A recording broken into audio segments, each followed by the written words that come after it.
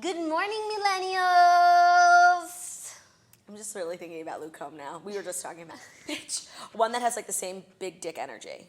I totally have big dick energy. You're right. And Lauren Elena. Stop. If I was a man, I would have the biggest penis.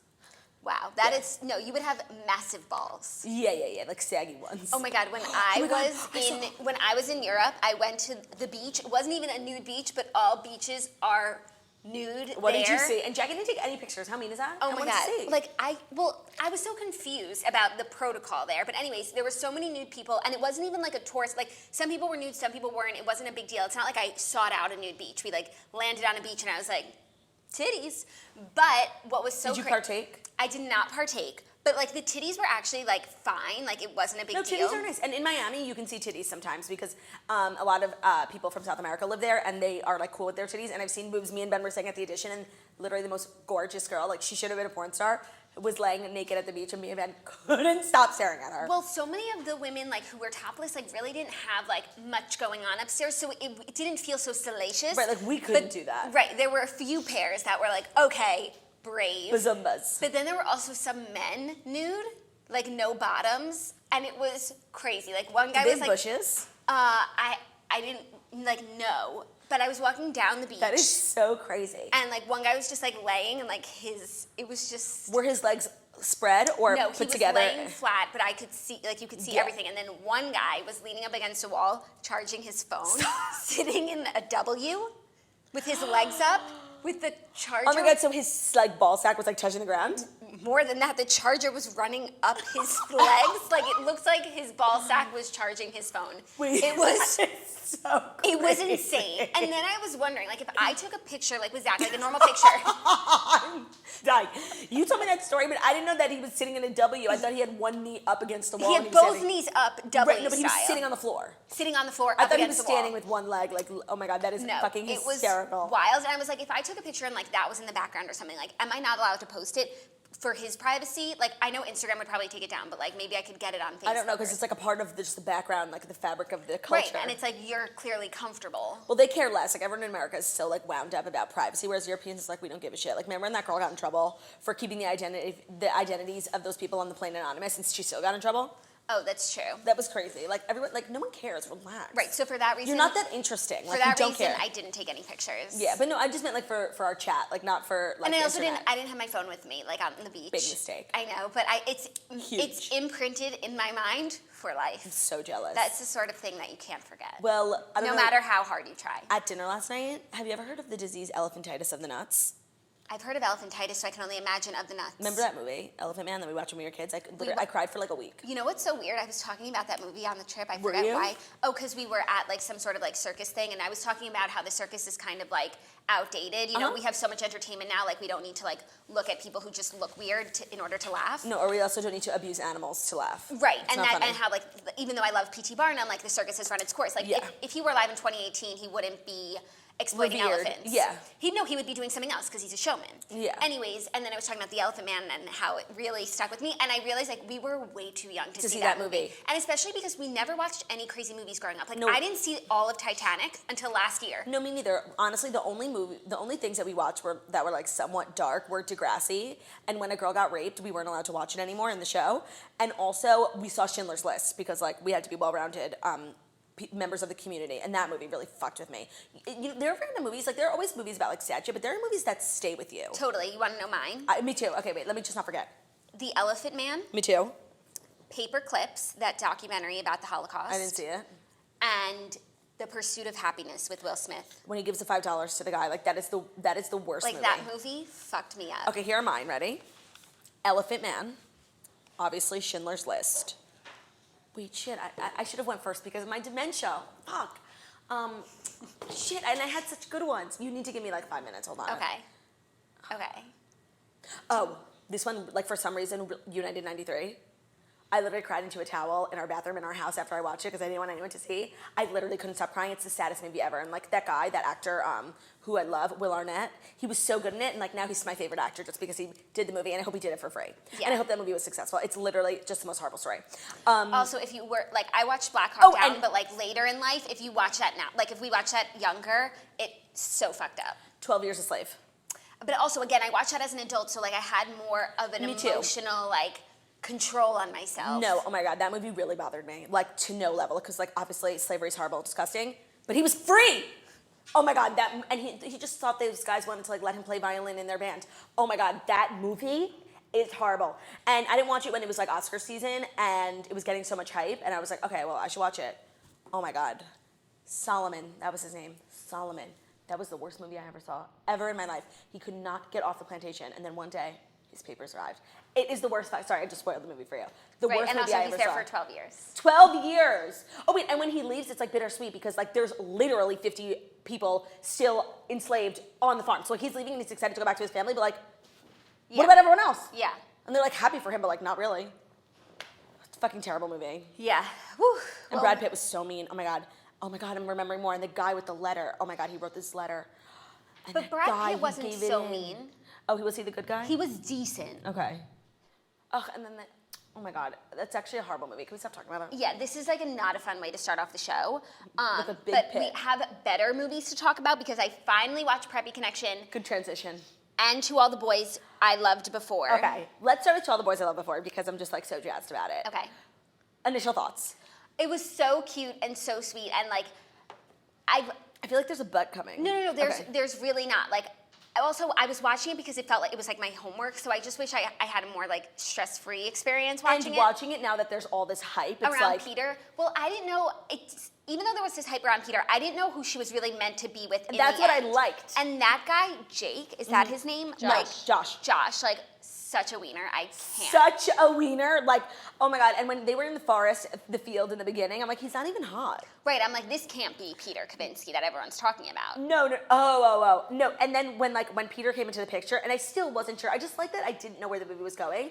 And then like it was so, and I feel like in those types of movies, it's always like the girl gets attached and the guy doesn't, and he goes back to Jen, and then he realizes like, no, he liked her, and she was like, no, you didn't get me yogurt from across town. Like all of that. Yeah, I really, really liked it. That girl, Largene, is so cute. Her Gorgeous. style was so cute. And when he said the thing about like Jen being pretty, but you have way better style, I was like, yes, she does. Like with her first day of school. Me and Margot watched it yesterday, and we were like, is he calling her ugly in that? No. Because he's like, she's pretty, but you at least have good style. No, I don't think so. I think he was trying to compliment Jen while Yeah. also insulting her, which because he's a nice guy. Because he respects women. Right, he's not just gonna shit all over her style. Totally. And her wearing Uggs was just like hilarious. That girl who plays her cousin is an amazing actress. What is she from? She looks so familiar, I have no idea, but every scene she was in, I thought she was such a talented actress. When she goes, I like your Uggs. Like she was just such a like I got every message she was trying to convey. But also it was weird. She annoyed me a little bit, not gonna lie. It was weird that like she really lied to like her best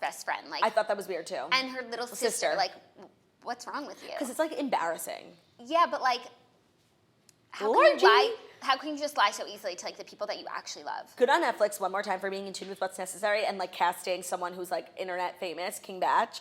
I thought he was so funny. Because it's an awesomeness film. Yeah, and they're like a digital company. Yeah. But they were like, oh, when he was like, Laura Jean. Like, I'm so glad they addressed the fact that her fucking name was Laura Jean. Like, why did she have two names? I don't know. It was confusing. That's her name in the book. And like they repeated her name so many times in the movie, so by the end, like I knew her name, but if they hadn't, like I would have forgotten what her name was. Yeah, except Peter called her Cubby.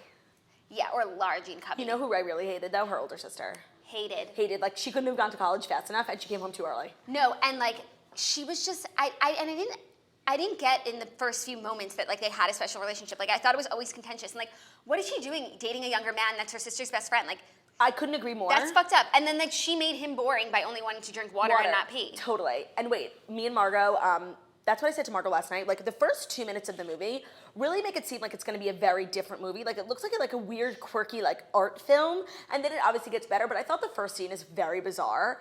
And wait, what did you just say? And when the three sisters are always together, like I really cringe every single time. Like the sister dynamic wasn't working for me, except the little sister and the middle sister. And the middle sister. I couldn't agree more. But Mona was like coming in at first. At first, I thought she was their mom. And Sade! she was like, "Go set the table, girls." Yeah, totally. And Well, she is the mom The because way they talk about like their dead mom is just like kids with deceased parents do not Don't talk like that. way. And honestly, like, Netflix, stop killing people's parents. It's like, you can have a good rom-com without someone's mom dying. The Kissing Booth, like, Full House, like, it's fine. Why are they always killing off the moms? No, because it's like you can't be like a dynamic, interesting person if Right. you haven't experienced loss. And you know what? That's true. I kind of see your point. But that scene in Peter's house, well, first of all, the narration was like a little dramatic because when Kitty met Peter, and then the next scene, Lara Jean goes to his house for dinner, she says over the narration, she's like, I wish we didn't bring our families Right, into it. and Like, as if it was like Hiroshima, like, relax. No, as if like that's what became the demise of it, which Right. nothing bad ever happened. Like No, the also sister, as if it didn't work out. yeah, like or that the brother like was scarred or something, or Yeah. the little sister. That was just like so Dramatic. unnecessary. But that scene I love when she's like sitting up and they're just like, you're a good listener. Like, ugh, I just am obsessed with Lara Jean. And by the way, she's gorgeous. And there were like so many scenes. You know what? She's so interesting looking. She really looks different in a lot of the scenes. And she looked absolutely stunning, gorgeous when they went to that party and he made her keep her hair down. Oh, of And then in course. the diner, like, that was the best she ever looked. Well, because she took her hair down for the first time, and then you realize like she wore her hair down all the time because like he liked her with her hair down. And that scene when she's on the bleachers with Josh with the pee thing and her hair is in those two ponytails, she looks so fucking cute and kawaii. Like, I am obsessed with her. Yeah, no, she's really like a chameleon, Yeah. and she has great style. And she's such blowing a up. cute body. She's the cutest. And she could wear anything, and I really enjoyed that Oh, because wait. that's usually an overlooked piece of Yes. these movies. It's like what Joey Joey King King's wore. hair. Joey King's hair, Joey King's outfit. She was like always in a bathing suit and like Totally. a wet Sophie t-shirt. shorts. Yeah, She was was weird. wearing what you wear to Camp Toast. That was really weird. No, I agree. And wait, the best And- part of it all. Wait, wait. the best part of it all. John Corbett, Oh my god, the man of my dreams. I love him so much. And him being like a gynecologist. And you know what I love about Netflix movies? Is that they don't give me a pit. It's like everyone is financially savvy. Like it's like, I thought when we went to Peter's house and like his dad left, it would be like a broken home. no, but he has a Jeep Wrangler. Right, so like Appreciate everyone, it. And like even Lara Jean, she doesn't want to drive, but like she has a nice Subaru. the dad has four-door. a Jaguar. Right. Old school, but still. Like, there's no pits, like, in Netflix. Everyone is financially stable, and I know that's not really what it's like in high school, but I don't care. Like, I don't need to watch TV for other people's financial struggles. I live it. Yeah. You know? Also, when you said that you watched Kissing Booth and it's trash after watching this, like this is one thing that this movie did really well. It's like there were so many moments where like you understood how and why they were falling in love. Like there were so many deep conversations that were had, whereas like in the Kissing Booth, it's just that Sexual. one montage Totally. of them making out all over town Totally. to believe that now they're in love. No, watching The Kissing Booth is like an eye-opening experience. Except for the fact that like the only reason why you really believe that they're in love is because the two people themselves are dating and they're in Yes, love. you should now watch To All the Boys I Loved Before like a couple more times, not as homework. I've now watched it probably like 6 times. And what's the actress's name, Largene? Lana Candor. Lana Candor. Yeah. Does she have a lot of Condor. Instagram followers She just got now? to 3 million, and Noah Centinio's at 6 million, and he had a dick pic. Did anyone see it? Me and Margo did. I did. What are we working with, ladies? We're working with good stuff. Some BD there. Yeah, we got some BD, period. Where did you find this? Well, Margo did you? Yeah, Margo sent it to me, and then also it was all over the Toasters group. Yes. Of course it was. Anytime I saw Peter Kaminsky, also, I was thinking in the movie, I'm like, why do I keep thinking his name is Noah? And I guess because his name is Noah. Oh, by the way, and everyone's claiming to have originated this particular call, but like I originated it first, and I even looked it up to see if he was Mark Ruffalo's son, because not only do they look so similar, they talk the same Yeah. out of the side of their mouth, like, hey, Lara Jean. And they have this weird, like not a lisp, but like a whistle in there. I thought that he was actually Mark Ruffalo's son. I made the call And first. is he? No. Oh. Also, I made an amazing call this morning to snitch because the little sister was, you're not going to get this, but the little sister was reminding me of someone so much in the movie. And I couldn't figure it out, and I didn't really try to. And as I'm talking to Snitch, I'm like, doesn't she remind you of? And it clicked. Drizzy from Descendants 2, and they look nothing alike in the movies. And I was like, is it possible they're the same person? And they are. Wait, even worse. Jen is Midge from Riverdale. I know. What a chameleon. She looks so different. I know, it's the Uggs. It's the Uggs. Midge would never have worn Uggs. She was Oh, like way too cool. And Lucas. And writer Ross would have never put her in Never. Uggs. The Lucas, the one who got the letter who turned out to be gay, being like her best friend, and like he was such a good supportive friend. At the party when she was like, don't tell anyone, I thought he was totally gonna end up being like sleuthy and tell Jen the whole thing. He was such a good friend. No, and he was the one who made her see the light. and go to the hot tub, which the movie's amazing. I have so many problems with the hot tub scene. Why? That she's not wearing a bathing suit? Okay, like there were so many things that made me so mad. Ready? Pack a bathing suit, okay? Like that was stupid. And if you're gonna wear a nightgown, Isn't there a packing list? Like it's a school trip after all. and by the way, people have been on it for years. Like they would have said there's a Like, hot and tub. if you packed a nightgown, which is like very thoughtful, Yeah. you might have thought a bathing suit. No, and she's very thoughtful. So not only did she not have a bathing suit, she wore a nightgown that was Granny though. Horrible. So like just put on a bathing suit. Like she's cute and has a great body. Like I wanted to see Lara Jean in a fucking bathing suit. First of all. Second of all, when she finally gets in and he's like, you're coming in your nightgown, and she says, I didn't bring a bathing suit. There's something wrong. You have to watch it. And I really don't want to sound mean. There's something wrong with her mouth and something because she sounds like she's signing. She's like, she's not talking. She's like, I mean, like, it's so weird. Maybe when they rewatched the movie, they realized they needed an excuse as to why she was in a nightgown, and they like dubbed it in. Maybe, because it's like, I didn't hear what she said. I rewinded it like 100 times the first time. It's just, the scene is so important, and they like missed the mark on so many things, and it kept making me so angry. When he was like, I even got you those little yogurts that you like, but the Korean market's all the way across town. So if it went all the way across town, what does that mean? You must really like yogurt? Like, come on, Lara Jean, this is serious. No, but it all worked out. And then course. what was really confusing is them calling it a sex tape when they're really just making out. Well, I was so confused because I was like, did she have sex? Because like, Right, because she went from like never been kissed really to losing her virginity, which is like, do you? But that's like how things have. Totally. What's the term? Tables have turned? No, it's like, Whatever. brain's not working today. Yeah, me neither. Need brain cam. But it was so wonderfully done. Oh wait, and then also the scene on the lacrosse field, like two important scenes. Like I feel like they missed the mark a little bit. Now it's just like when I watched it, I loved it, but now that I'm like analyzing it and like a little critical, when she made him turn around and then like turn back around. No, that was fine by me, but for all of that to say I like you, she should have said I love you, and then he said I love you, and she never said it back. Okay, but like she's Lara Jean. No, but like that would have been brave, not because you love him. Totally. And it's called To All the Boys I Ever Loved. Not All the To Boys All I've the Boys Loved I Ever Before. Liked a Lot. To all the boys I've loved before. Whatever it's called. It's a long name. They use the word love. Yeah. They have like 700,000 followers on Instagram just for the movie. They're going to make a sequel. Wow. They're But, both like alluding to it on the same Instagram. with Kissing Booth. It's like, what would the sequel be? This would be better because they're still in school, but like They're Kissing juniors. Booth, it's like Jacob is across the country, like she has a motorcycle, like the only way to make the movie interesting is like if there's problems in their relationship, and you know what, I don't want to watch that. No, what the movie should be, next sequel, is senior year, like they're so excited, but they have to apply to college, like are they going to stay together, are they going to go, and that's cute. But it's a strain on their relationship. Like the best parts of the movie are when they are together. Oh, like I don't need a totally. pit. That's why like sequels like High School Musical 2, like Troy and Gabriella at the country club, like that wasn't fun to watch. No, and honestly, like, we can't even go into it, but High School Musical is deeply problematic. Because justice for Sharpay. Exactly. Honestly, justice for her brother.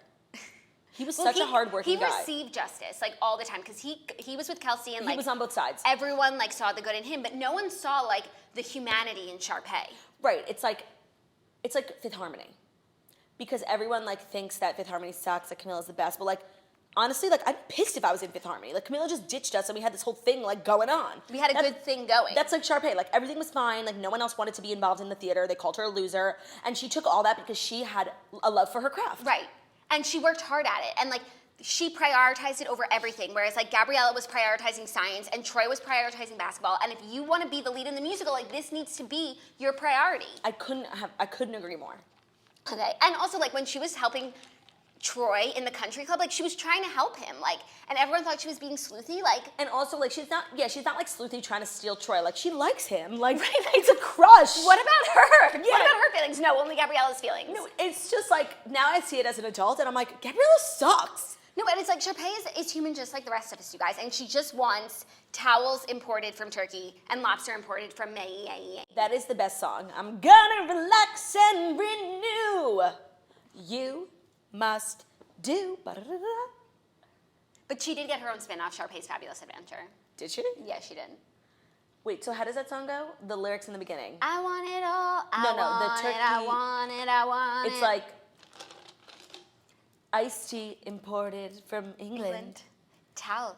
Marta, can you give us some lyrics? Yes. Pull up some lyrics. I can't That is such a brilliant song. That's Kenny Ortega's finest work. No, if you saw Descendants, it's his finest work. Yeah. You haven't given it a chance. How can you say that? I just don't want to. It's so good. And Dove Cameron is the most get it? beautiful girl in the entire world. That I And do. Sophia Carson. I know, I love Sophia Carson. Yeah. Do it like. She's our friend. Right. So how are you Okay, Margo. do you not support your friends? No, I Out do, with I the do. old and Do you in not with the support new. other women?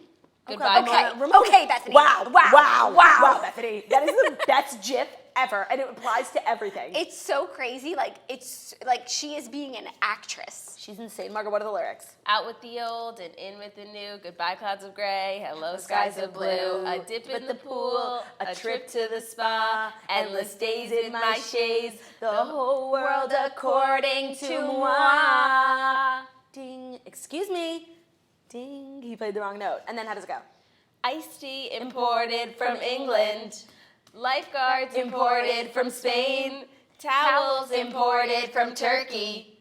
And turkey imported from Maine. Got it. Thank you, Margo. Thank you. You're welcome. That was important. Yeah. Also, the reason why we're really dilly-dallying this morning is because there was absolutely no news, and I feel no rush to And get also, into the... we've been rushed like at every show for the past month. Like, let's just relax. Right, and there's really, if we never went into the Fast Five today, you guys would be fine. We will. We pulled teeth for you, but there's just no rush on it. Now let's talk about our Toaster movie of the week. We gave you like so much time because now it's been like 3 weeks. So if you didn't have time to watch it, that's not my problem.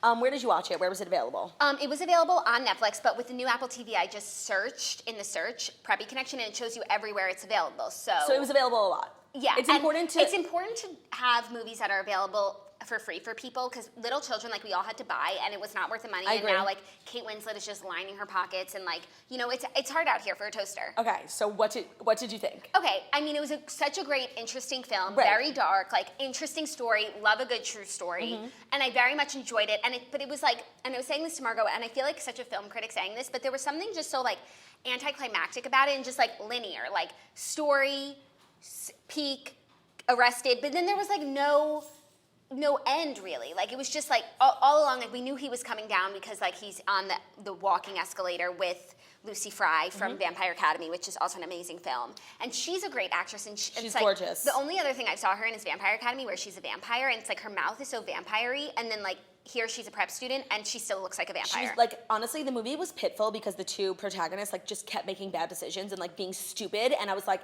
I knew what was coming, and it's like you're just waiting for like the diarrhea to come. Do you know what I mean? Right, but the reason why I didn't have a huge pit is because he didn't have a pit. He was like, I'm not scared of anything. Like, he didn't really care, so that made me like not really care. Except when she was just like a moron. Like, Yeah. what are you doing? Like going Totally. to Colombia? Totally. And like When they were in Colombia, like running, like I can't. And when Right. they were like in that like club, yeah, like the No, whole thing.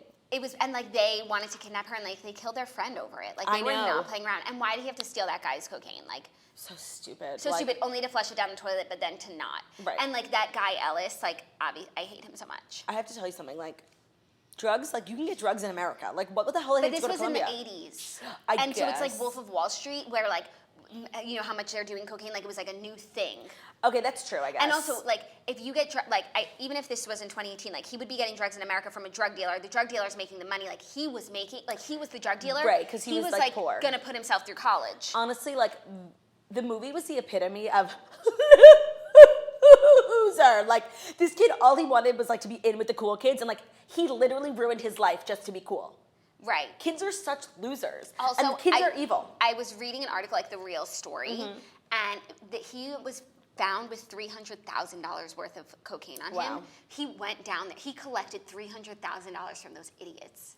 Idiots. Like, just so crazy. Good movie, like that you probably never would have seen. And I just love an interesting story. And I didn't know the backstory, so like it was really like, what's gonna happen? And like when he went to Colombia, I was like, I didn't know anything about the movie. I thought it was like school ties, like just a prep school movie, you know? Like I'm like, what the hell? Like what is this movie? Right. And then it just didn't turn out to be what I thought it was gonna be. And I just wish he had like rationed it better, because like those kids, like they were really just doing it way too much. Like if everyone was And they just were doing it like in hotel rooms. if Like, everyone, and they were doing so much, like when that guy threw a TV out the window, like, and they were all so fucked up. That girl killing herself, like that broke my heart. I know.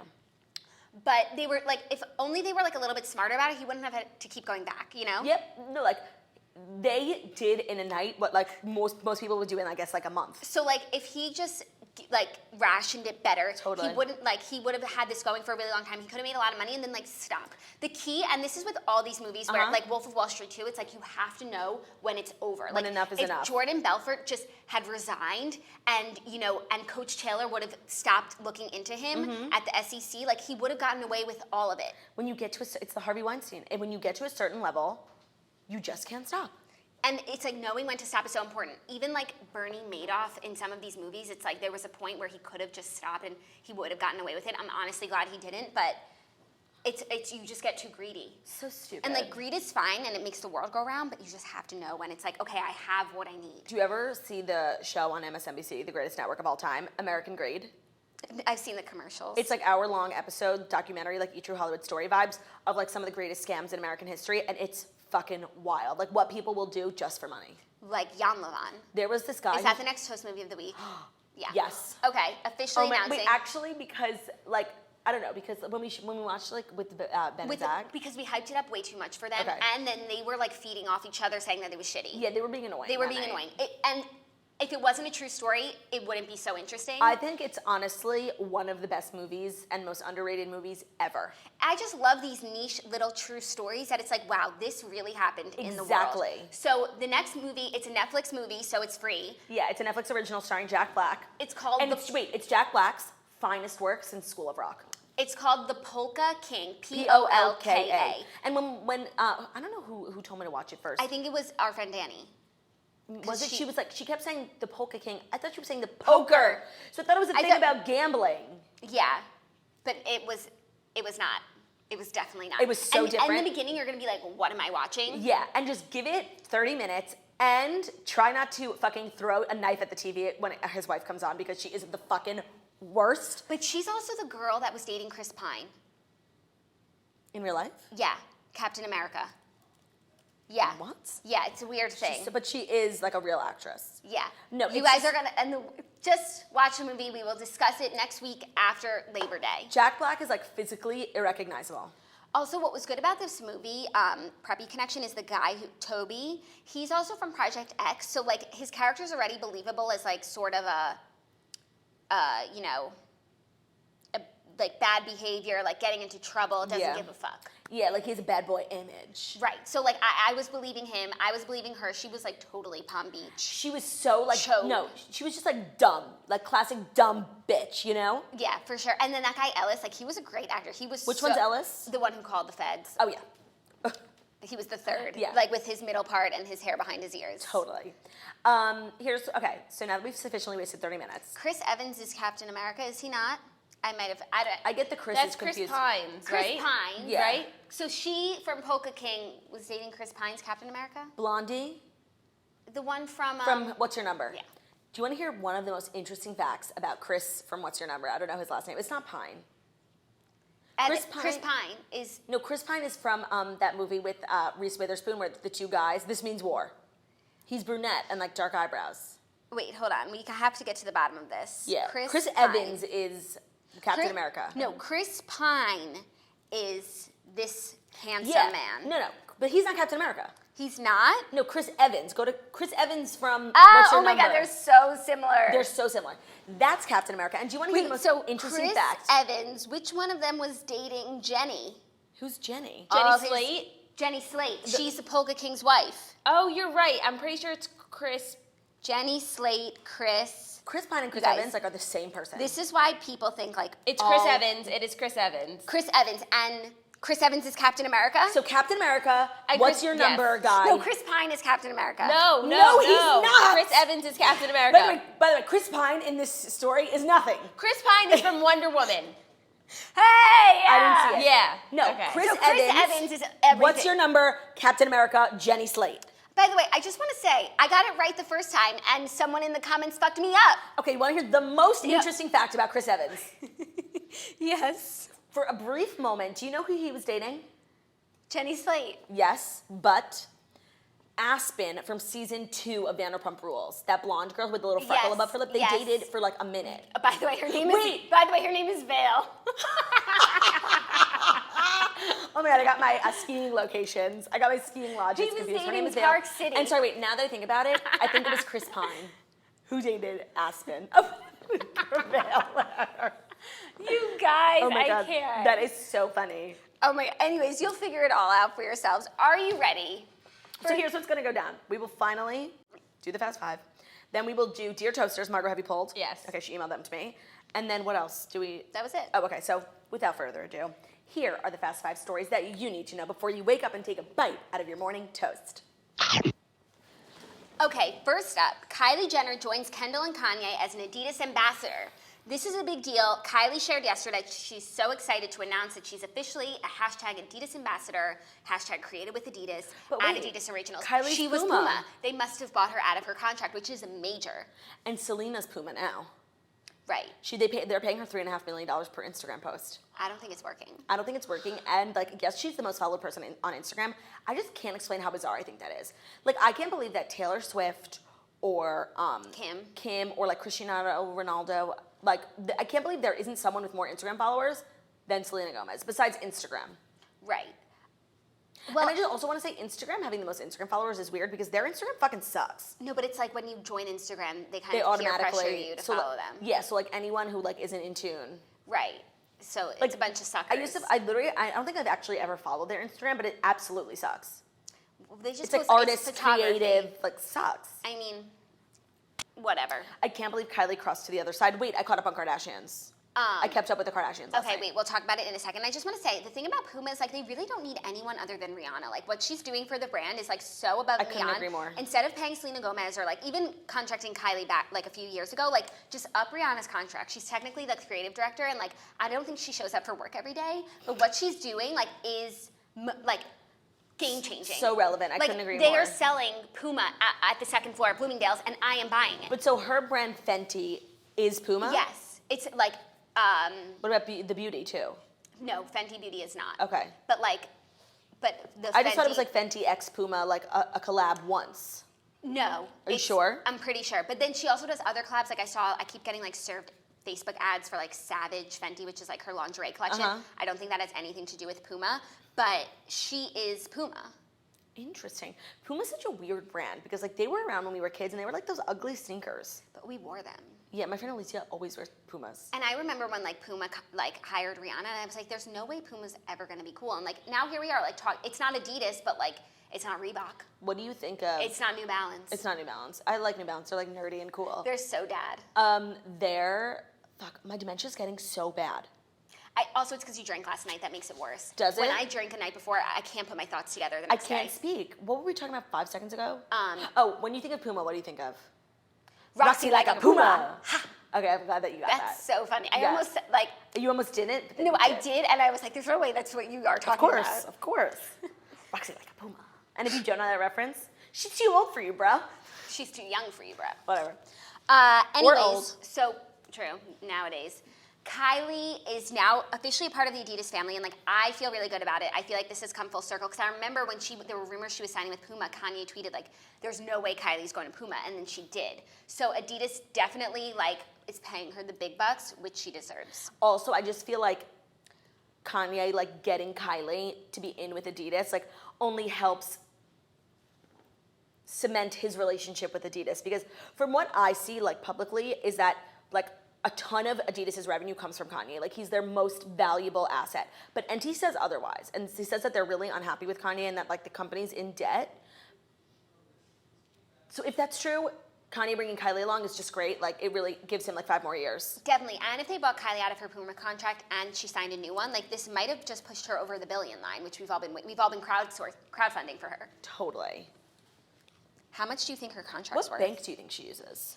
Like a fancy one we've never heard of, like Swiss Bank. I would, yeah, no, but they definitely Credit Suisse. Credit Chris. Yeah, Credit Suisse with a K. I They don't should know. just start their own bank. They probably do. Like Yeah. I feel like at a certain level, like there's a bank for you. No, but like, okay, let's say Kylie needs cash, like which she does. Like she probably carries at all times like $1,000 just in her wallet, like 10 100s. Where does she go to get it? Not an ATM. Maybe she has one of those Brink trucks come drive up to her house Yeah, and put it in a vault. perhaps. I really never thought about it. There's just so many things when you like reach a level of wealth that like you just like don't do. Do you know what I mean? Yeah, like I don't think you have a checking account anymore. Right, like, and you do grocery shop, like that's not crazy, but like just like little logistical things about your life are just completely different. Yeah, you have like a business manager. Right. That was like in Girl Boss when Sophia Amoruso was like doing Nasty Gal for a while and she was getting really big and she was like, I had $1 million in my Chase college checking account. And I heard Sophia Amoruso speak once and I just thought she was like so inspiring. And I just feel like her fall from grace, and I'm sorry, that's what it is like so disappointing. It is, and I don't understand how it happened because like Me neither. Nasty Gal never was not in demand. Like when they said Nasty Gal went bankrupt, it was shocked still me. No, it was still so cool, and we were still shopping there. Yeah, no, it's So like it's in like high they school. couldn't keep up with the level of demand, but I don't understand how that's possible. If people are buying your stuff, how do you go bankrupt? Yeah, and like, no, it just, the whole thing doesn't really make sense because Nasty Gal was like the first of a million, like ASOS. Like they were way before, they were in high school, like everyone, like anytime you had an event, like it was a dress for Nasty Gal. Like it was, In college, like formal Nasty Gal. it was like the biggest company in the world, and they were the first like online fashion retailer to hit 1 million followers on Instagram, and like to this day they have like 1.3. Like they hit 1 million years ago. I don't know what happens now if you go to nastygal.com if you can buy It's still stuff. open. Something happened. She's not involved anymore. Someone No. picked it back up and like is running it again. But I just don't understand what happened. And like for such a businesswoman entrepreneur to get to that level and just like it dies, I don't understand. I don't understand how that happens. Also, I remember like Nasty Gal came up when we were in high school and college, like using our parents' credit cards, and like all of us like were scared to shop there because the name was so salacious. It sounded looked like like you were a- shopping for porn. Totally. It was just like so innovative and so amazing, and it was really like groundbreaking in the fashion industry. And I don't understand what happened. Me neither. And also she, like, another can't win anymore. Another injustice is that the Show. show Girl Boss, which is based off of her book, didn't get a second season at Netflix, and it was so good. Okay, I don't know if it was good, but I think her getting a show was weird as hell. Like, It was weird, but I watched But the the show whole was good, first right. season, and it was so good. Britt Robertson is like one of my favorite Me people too. to watch on anything, and she did such a good job. And I don't know, like everything on Netflix just throws money like in the toilet, flushes it down, and Yeah. walks away. Like, why couldn't we get a second season of Girl Boss? totally. And also, the end of the first season is finally when she like has the name, she has the site. It's like all about to pop off. Like it's like a cute way to end it, but like the irony of like it being bankrupt now is like not lost on me. Right. I'm like disappointed in Sophia Amoruso. But I you feel know? like her personally, she does really well. Well, yeah, because she I think owns she Girl separated Boss. from Nasty Gal Yeah. before the bankruptcy. Like she had sold some of it. Yes, you're right. She sold like a decent portion of it for $99 million, like Right. years ago. So I think no, she'll she's be okay. fine. I'm saying For Nasty a girl Gal is who a was brand. like living in San Francisco in a walk up having like a hernia from stress, like 99 mil, like she'll be okay. Yeah, agreed. Are you ready to move on? No, what were we talking about? We were talking about Kylie Adidas. Oh, so I caught up on Kardashians, Okay. and I just have to say, like, Kendall is almost worse than Kourtney. They did make a good point about Caitlyn being invited. Agreed. Because Kourtney was being so unreasonable. Like, she's all about family memories. So you're not gonna let the kids be with their dad, who like is they're all on great terms with Scott, and like that was Kourtney's doing. When they got divorced or when they broke up, like he could have been gone, but like she kept him included. Now they're all really close to them, and like you can't just decide because you have a new boyfriend that you don't want him to come. It's so obvious that everything Kourtney says and does is what Eunice really wants, because now we know he's like psycho and controlling, and like why? And would it she? seems like the girls knew that at the time, but they they couldn't we say actually it. were being nice by not saying it. Yep. Also, the difference between Scott and Caitlyn is that Scott is definitely like fucks up, like, you know, isn't always the best behaved, but he never goes after the family. Like he just hurts. loyal. He just hurts himself. Totally, Like, especially publicly. Caitlyn has gone on like a rainbow tour of Taking the Kardashians down. taking Chris down, and like it's Christmas party. It's Chris's party. It's Christmas. That's the only difference, is that she doesn't have to invite who she doesn't want.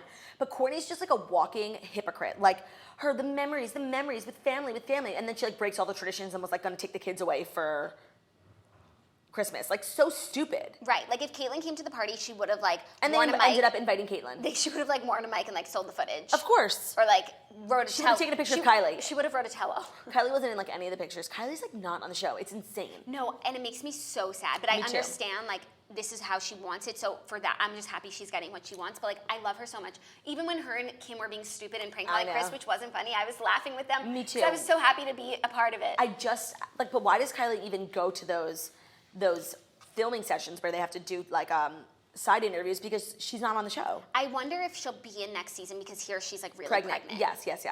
The side story of Chris thinking she's being poisoned is so funny, because I really thought she was going to end up being poisoned when that guy's walking through her house, and she's like, "Who is this guy?" It's weird that they have so many people. That's in what their I said to home. Margot. I'm like, I can't believe that there's the volume of people that you don't even know who's in your house at what point.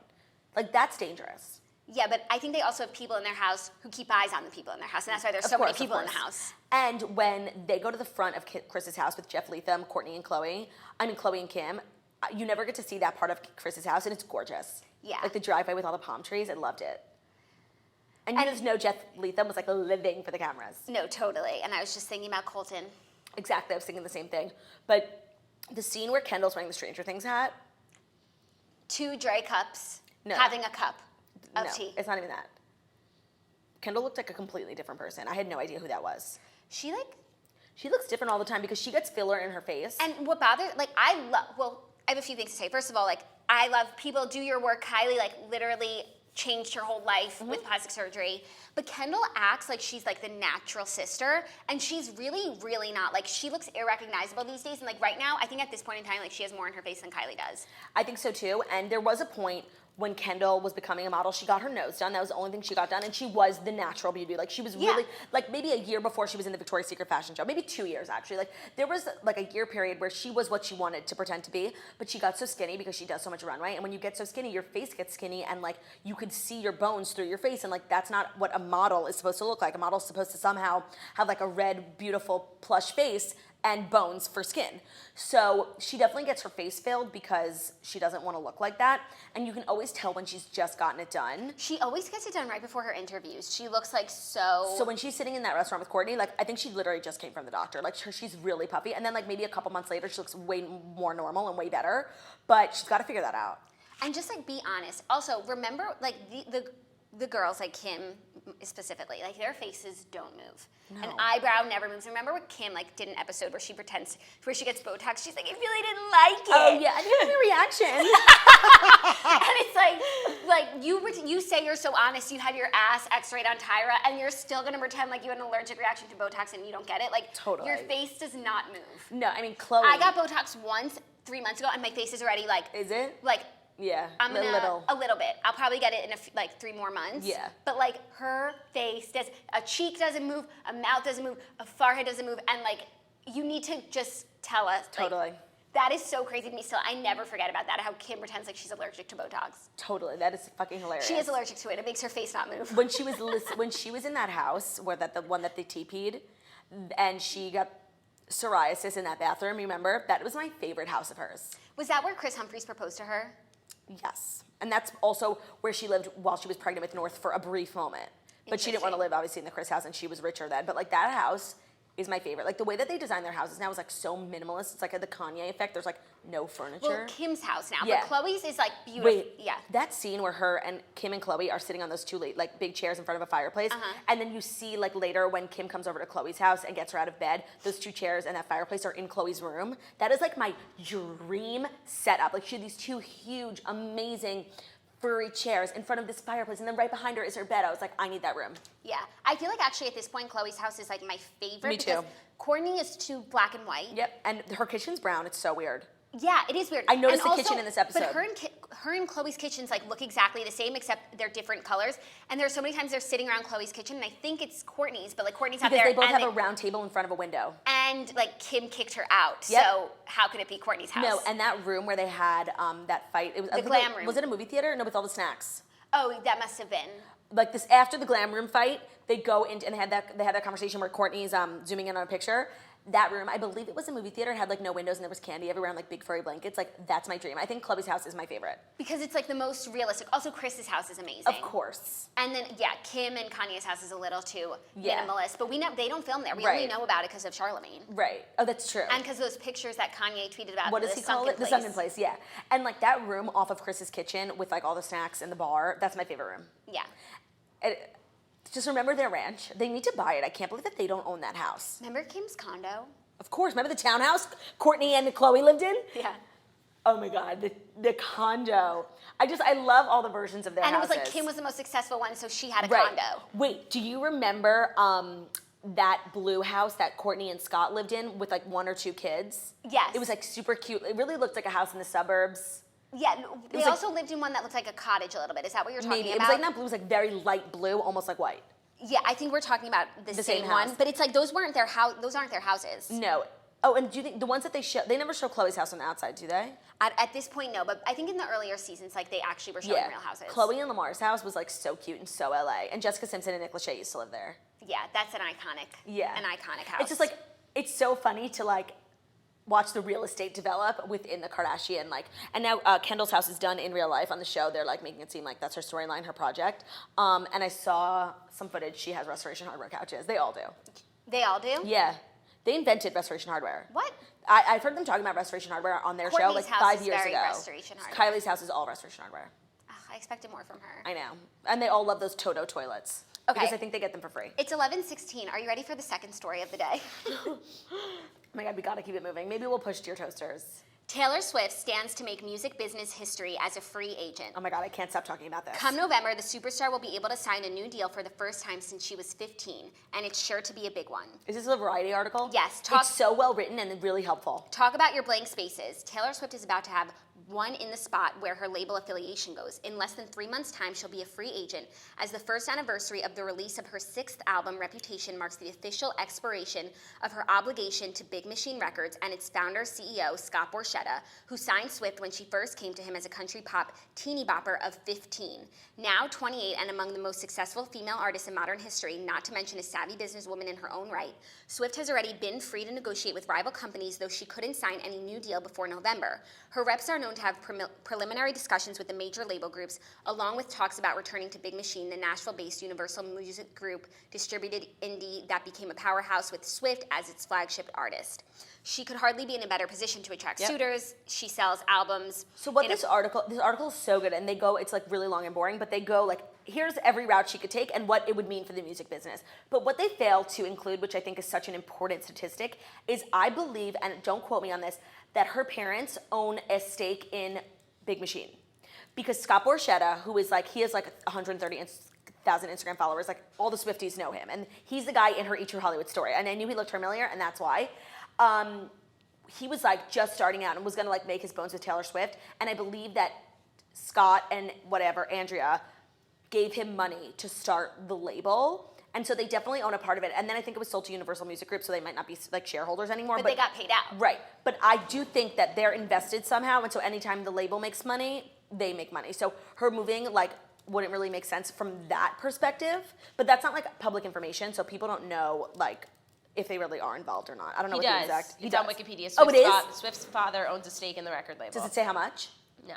Oh, thank you, Marco. Well, I feel like that's great for them, like to have a piece of business, but I don't think that'll influence her decision. First of all, I feel like I could see her like not joining another record label because she really doesn't need to. Like, well, she so what is this article says, a business in herself. Exactly, and what this article says is that the last maybe 2 or 3 albums, like when you get to a level of making the most money, like Garth Brooks money, it's you own your music. And right now, Fearless, the Taylor Swift original album, and I believe Speak Now are owned, like the actual content is owned by the record label.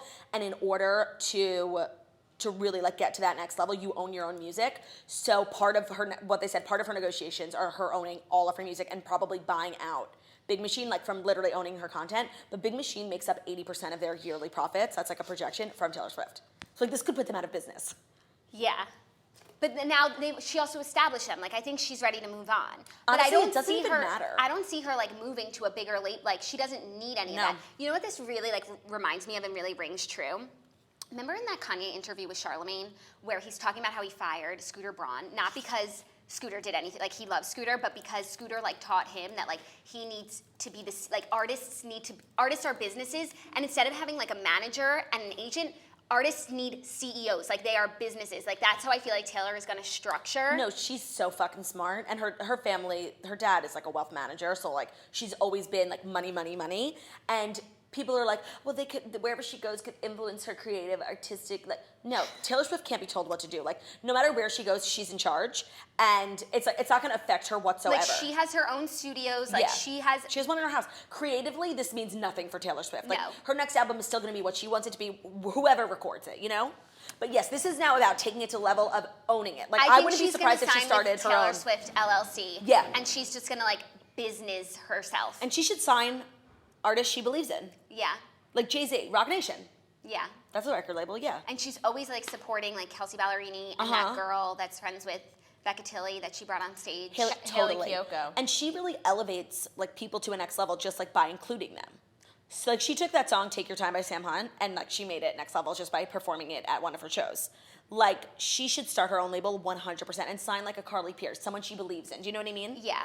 But also, it's like, does she, like, she's an artist, but she actually is Right, does she want equally artist competition? and, no, not even that, like, does she want to be on the business side of Yes. things as much as on the artistry side? But she doesn't want to be on the business. She wants to be at the top of the business. Like, she's not going to run her own record label, you know? No, but I guess she would, like, hire someone and then just collect all the funds. Highway 65 Nashville style. Exactly. Raina Jane. Totally. Exactly. She is like, she's so smart. I'm so excited to see what she does because whatever it is, it's going to be a unique, original idea that no one's done before, and people will probably make fun of her for it. And then in 5 years, she'll end up literally probably like tripling her net worth. Right, and it's Just from this one decision. Regardless of what path she chooses, even if she's like just signs with Warner Brothers or something, she will be making music history, and Right. that's pretty fucking And this cool. is so exciting. This doesn't happen all the time. Yeah, it's like, I feel like this is like what sports people, like when people are free agent, this is how, like, where's LeBron gonna go? Right. That's how we feel about Taylor Swift. Every time someone tells me she's 28, I like freak out because the song 22, which came out when she was 22, like feels like just like 3 years ago. It was when I was in college. Me too. So, and I'm coming up at my 5-year reunion. I'm Wow. so, like, it's a whole thing. We all go back to Colgate for a Colgate weekend. It was in 2012 and now it's 2018, 6 years. Yeah, that's perfect math because I was a freshman in college. And also, like, the song probably came out A year after she wrote it when it. she was 22. Yeah. It's just like her career is, and like never ceases to amaze me. No. And I will never stop defending her, seriously. Except I'm really getting to a point where I can't defend Kim Zolciak anymore. Like, you know, there are people who like I love, and that even when they do wrong, I'll just like still be their number one fan. But she's making it so hard. She tweeted this morning like she's always tweeting at Delta, like trying to blow them up for like doing injustices, and like this one wasn't even injustice. She's sitting in the last row of first class, and by the time they got to her, they had like ran out of like certain foods, so she didn't get it. Okay, like she took to Twitter. But how is that possible? Because don't they allocate, like, no? for... So it's happened to me too. It's like they have like 16 people, and they'll have like 2 options. So they'll have like 10 of the chicken and 6 of the steak, but then like everyone orders 1. Yeah. They never know which one's going to be more popular. You know? At this point, they should know. At this point, they should just have 16 of each. Right, Just in and case. aren't they frozen foods? Can't you just save them for the next flight? Totally. That does seem like an oversight. No, it is annoying, but like her blowing it up, being like I hate when people abuse their Kelly Cutrone, like people who abuse their social following to like maim a brand. And when they've done something wrong, great, but when it's like not a big deal, relax. Yeah, but it's like Kelly Cutrone was like really taking up like police time, whereas Yeah. like if Kim wants to tweet into the void, Yeah, go no, ahead. totally. But like that pissed me off, and like now I'm like annoyed with her. Okay, but like I still like, we just need a new still- season of yeah. Don't Be Tardy. It's taking a long time. I feel like there's a lot of time between Don't Be Tardy seasons always. I'm always like, is that show coming back? I feel like that. Yeah, I guess it's a year. Yeah.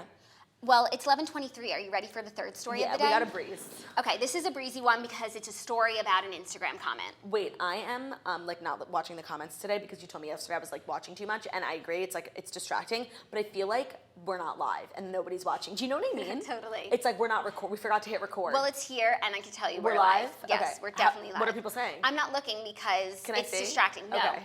And because we are in a time crunch. My toe is so itchy. You could talk. Whoa. Oh, yeah. Oh my god.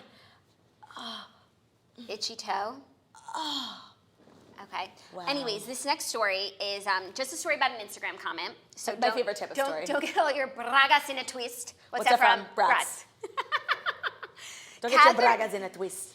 Katherine McPhee trolls her future stepdaughter, Erin Foster, while on vacation with, quote, Daddy David Foster. Wait, This was gross. They also spell out the ages. Katherine McPhee, 34, trolls her future stepdaughter, Erin Foster, 36, while on vacation with Daddy David Foster, 68. Wow.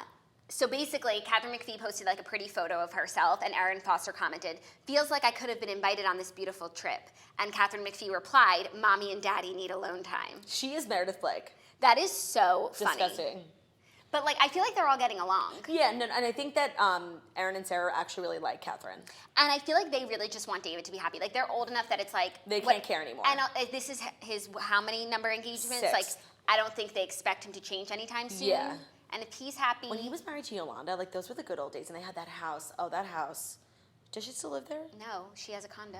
Because And she moved to New York. She had to lives sell down- it for Lime's equipment. Right. And now she moved to New York to be closer to her girl. She lives downtown.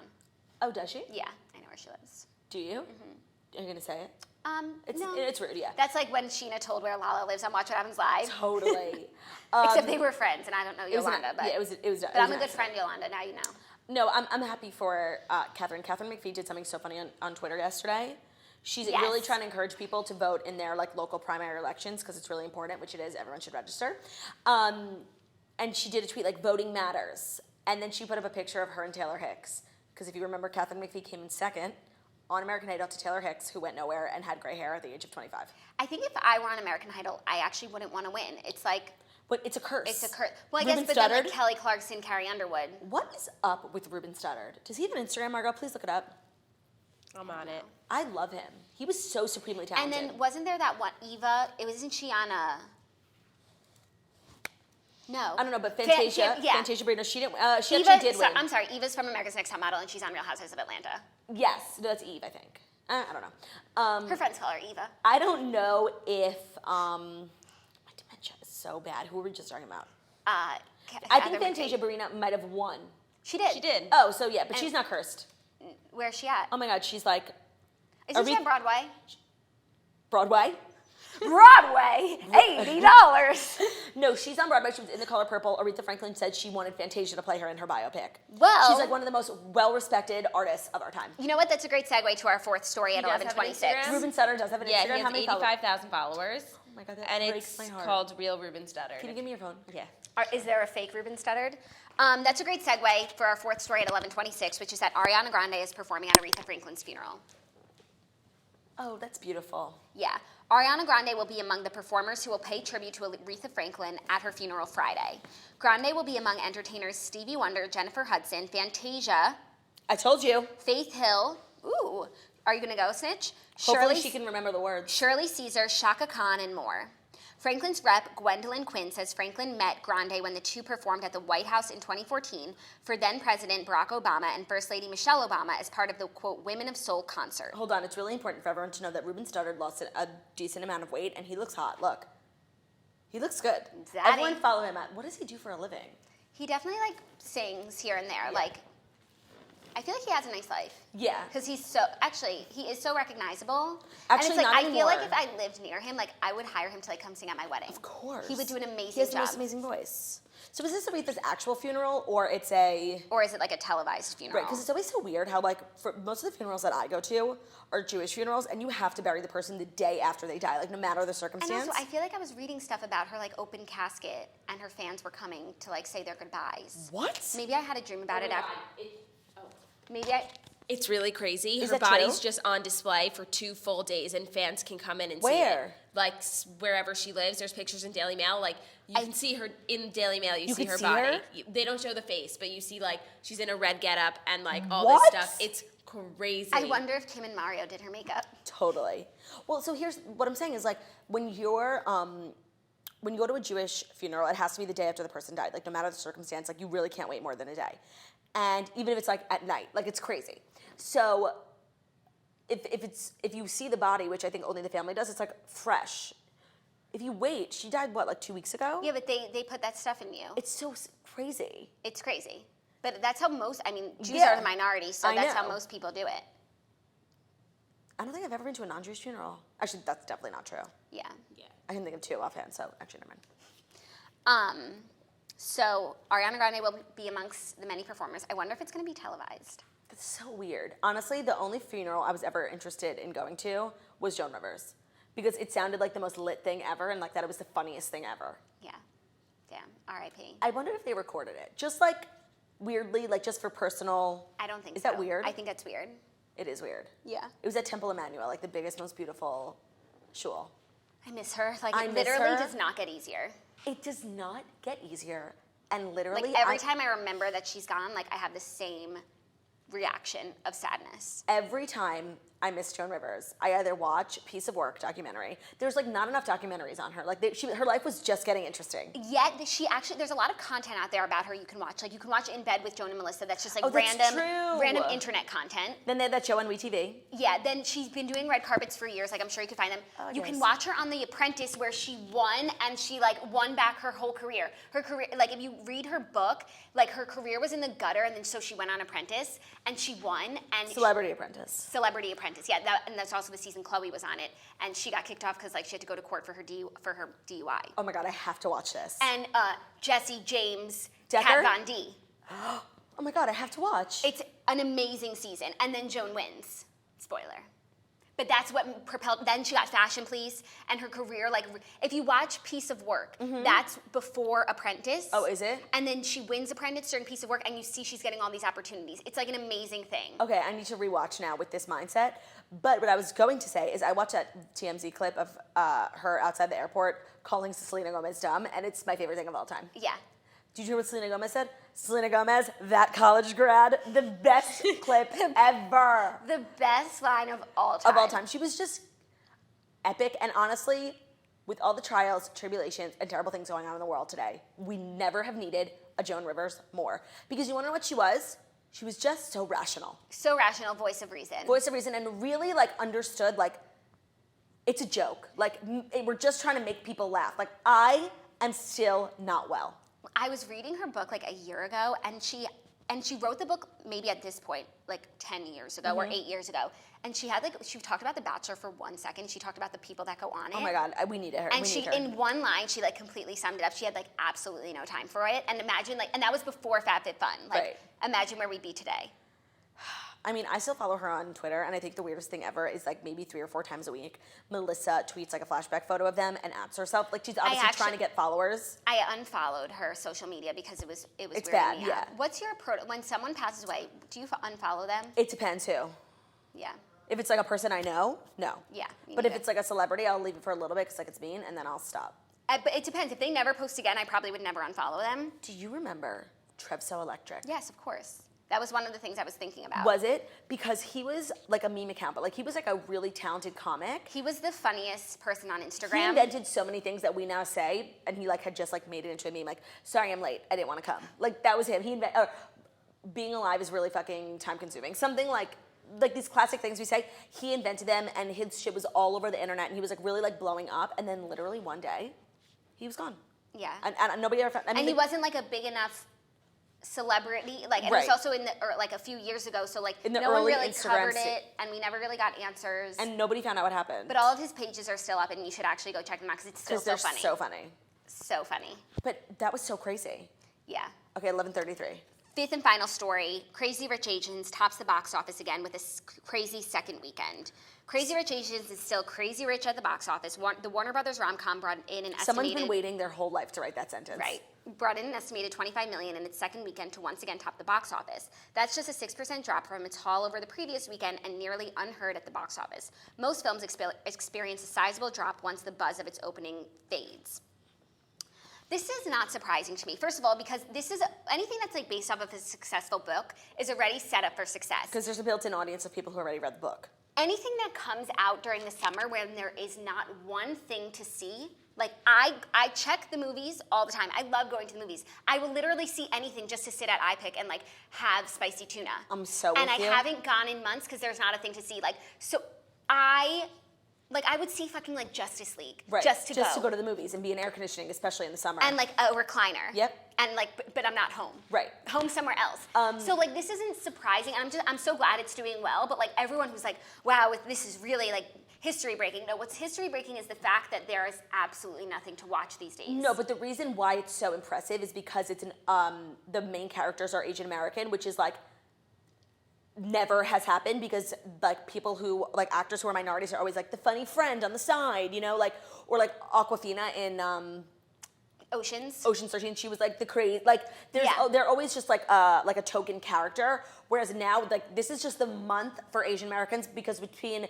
To All the Boys I Loved Before and Crazy Rich Asians, it's like proof that you can have a successful romantic comedy, you can have a successful streaming YA film with Asian American leads, and it just sets a great precedent. I agree, and I'm excited, and I think they're already setting up for Crazy Rich Asians too. And I think they're setting up for To All the Boys I Loved Before too. I'm gonna see Crazy Rich Asians this weekend Me too. because I'm having a staycation.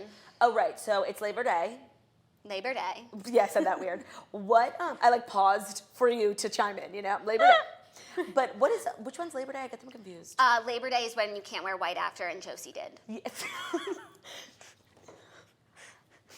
No, seriously. What are we commemorating? The beginning of laboring. Yeah, right. Because I get Memorial Day, Labor Day, and Arbor Day confused, And Veterans Day. and Columbus Day. No, actually, we know Columbus Day is not good. Honestly, Columbus Day is like so controversial. I know. Like, it's just so weird that there's like a day that's controversial, you know? And like for good reason. Like he killed like 1 million people. But like for me, Columbus Day is like, it's so... Not about Columbus. No, and it's so important. It's about us. It's about having a 3-day weekend in the middle of the fall. And like I am planning like my fall revolves around Columbus Day and how I'm using that weekend. Because right now, like I was maybe gonna do my bachelorette that weekend. Homegirl, you have got to tell me these things. Right, no, I have your schedule in mind when I'm like Okay, just go to my website. I look at your website, yeah. Okay. But I haven't planned anything yet. But also, so I just added 2 shows in Atlanta and Albany, girlwithnojob.com. I saw that on your Instagram last night. Okay, just make sure. So I plan out my whole life around holiday weekend. So my bachelorette like might just be MLK weekend because that's the next one. Okay. No. Why? Please don't do it. I already have a trip planned to Mexico. For MLK? Yeah, my same trip as last year. Oh, okay, fine. See? Okay. Easy enough. Okay. So yeah, my life revolves around holiday weekends, and I might actually just be going to Dallas. I have some big things planned. Have I told you about this? Yeah, I think you did. So we're not going to do a show on Friday because I'm off to the Hamptons with the Points guy, gallivanting across town. I got to figure out how to get there. I really don't want to drive like by myself for 2 hours. Why don't you Blad Day? Because it's really expensive and really scary. And I'm always like telling people how dangerous Blade is, and then I'm like taking it myself. Would you take the train? No, I took the train once and it was one of the worst experiences. I'd rather sit in traffic on Okay. the Jitney with air conditioning. But the Ambassador, it's only $25 more. The Jitney's not so bad. No, it's really not. You never know who you can meet on the Jitney. I wouldn't know because Sonia I Morgan. set my whole way. How nice. Yeah. So no show on Friday. Monday's Labor Day. So no show Monday. Tuesday. I'm moving to my new apartment that I finally got approved for. I'm so excited. Yeah. So you don't know this yet, but we are having a snitch on the toast situation. I have a 9:30 class. I start school Oh my God, next you week. start school? What are we gonna do?